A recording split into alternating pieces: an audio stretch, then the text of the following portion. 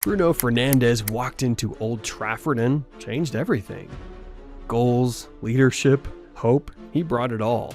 At the time, some called him the best signing since Cantona. In this video, we're breaking down how Bruno reshaped Manchester United, on and off the pitch, and why his brilliance might be both the foundation they've relied on and the ceiling they can't break through. With a new manager in place and Bruno now on the wrong side of 30. Even Ruben Amorim admitted sometimes he needs to trust his teammates. It's a rare moment of honesty, and a hint that maybe the captain's influence, once vital, could now be limiting.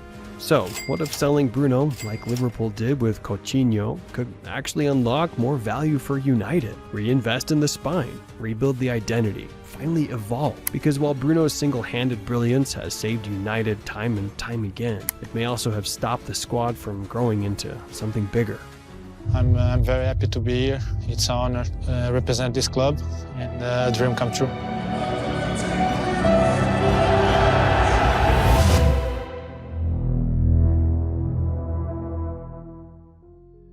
United's creativity disappeared, and a €47 million transfer lit the fuse on 5 years of magic and unintended consequences. To understand Bruno's impact, you need to see just how broken United were before he arrived. In January 2020, they were absolutely finished creatively. The 2019-20 season was becoming a disaster, and they needed something, anything, to spark some life into their attack. Paul Pogba was injured again. What else is new? When he did play, he looked like a man already planning his exit strategy. Juan Mata was trying his best, but age was catching up week by week. Jesse Lingard was providing more content for social media than goals for United. The stats were brutal. In the 5 months before Bruno arrived, United were averaging 1.2 goals per game in the Premier League. The club that used to score for fun under Ferguson was now putting people to sleep. Andreas Pereira was getting games in midfield. That should tell you everything about United's desperation. They had scored more than 2 goals in a match just 4 times all season.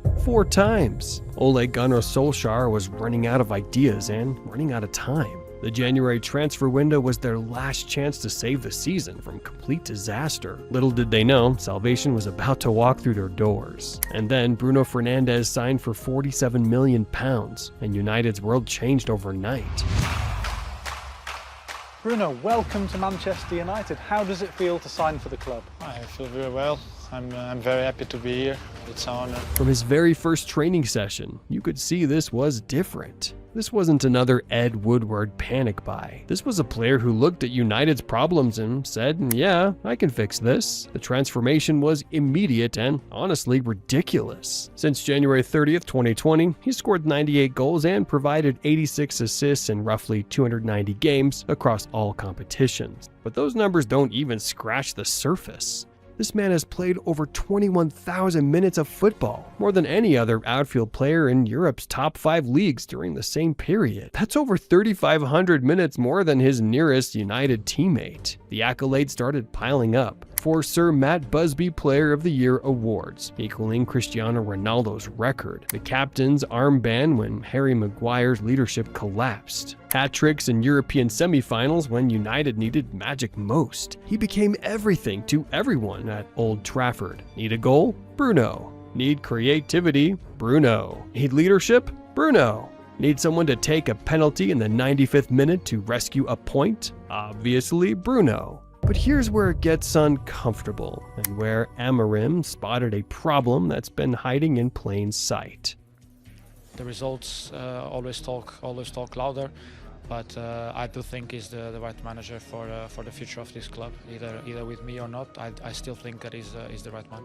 Ruben Amorim arrived at United and immediately spotted something that worried him. His best player was running all over the pitch, trying to do everything himself. He changes position and goes after the ball, Amorim said, and you could hear the frustration. This is a manager watching his team shape collapse because one player feels responsible for fixing every problem. Critics started calling it Gerrard syndrome. when a brilliant player disrupts the team because he can't trust anyone else to do their job properly. In 2024-25, Bruno's goals and assists were worth 12 points to United. That's 30% of everything United achieved coming from one man. He's created 531 chances since 2020, more than any other Premier League player. When you break those numbers down, it becomes terrifying rather than impressive. United were functioning as 10 players, plus Bruno Fernandes, rather than 11 players working together. When things go wrong, Bruno abandons his position to sort it out. When the team needs a spark, Bruno drops deep to provide it. What happens when your hero becomes your handicap?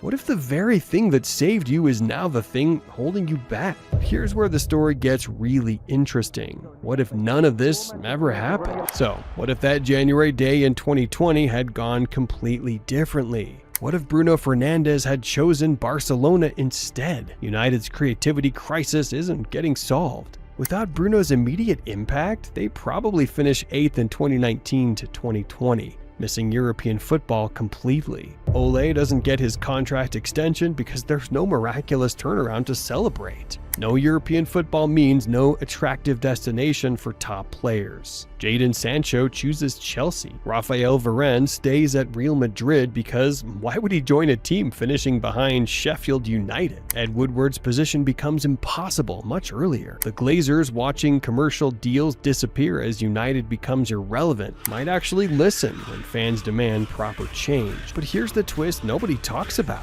Sometimes you need to hit rock bottom to rebuild properly. Without Bruno's goals covering up every problem, United would have been forced to fix their fundamental issues much sooner. No more papering over cracks with individual brilliance. They might have been forced to become something sustainable rather than remaining dependent on moments of magic. Yet the real test came in 2025 when United faced its biggest decision. Which brings us to summer 2025 and the decision that should have changed everything. Let's focus on a player who may well be moving to Saudi Arabia. This man here, Bruno Fernandes, what's the latest? And to Al Hilal. Al Hilal, again, they're going to be flying the flag for Saudi Arabia in the Club World Cup. They want to have a big statement signing.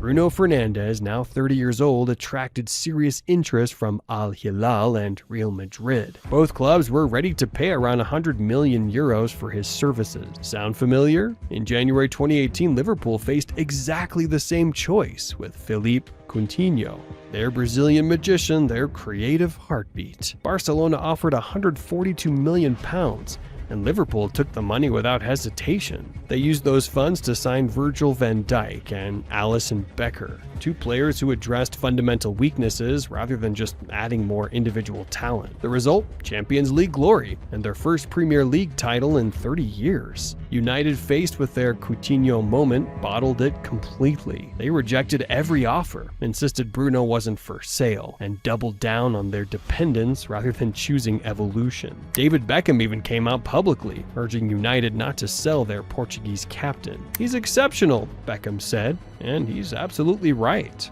But sometimes exceptional isn't what you need. Sometimes exceptional is exactly your problem. So, what could United have done differently? With €100 million, United could have revolutionized its entire approach. A world-class center-back who can actually defend corners, a progressive midfielder who keeps possession instead of constantly trying killer passes, a clinical striker who doesn't need chances created on a silver platter. They could have built a team that functions as 11 players working in harmony, rather than 10 players hoping Bruno pulls another rabbit out of his hat. Instead, they chose comfort over courage. They chose to remain prisoners of their own success, dependent on individual moments rather than collective strength. This decision reveals everything about United's mentality. Faced with evolution, they retreated into dependency. And welcome 18, Bruno!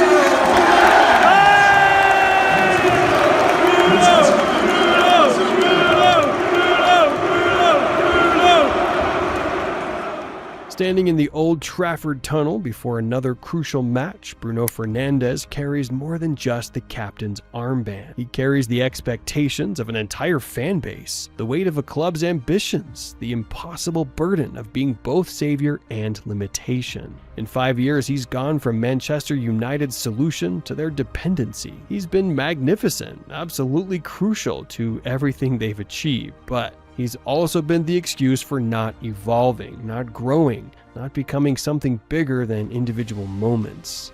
Ruben Amorim called him a perfect captain, but also admitted the team suffers when Bruno tries to solve every problem himself. That's not Bruno's fault. That's 5 years of systematic failure disguised as individual success. The question isn't whether Bruno Fernandes is good enough for Manchester United. The question is whether Manchester United became so addicted to being rescued that they forgot how to rescue themselves.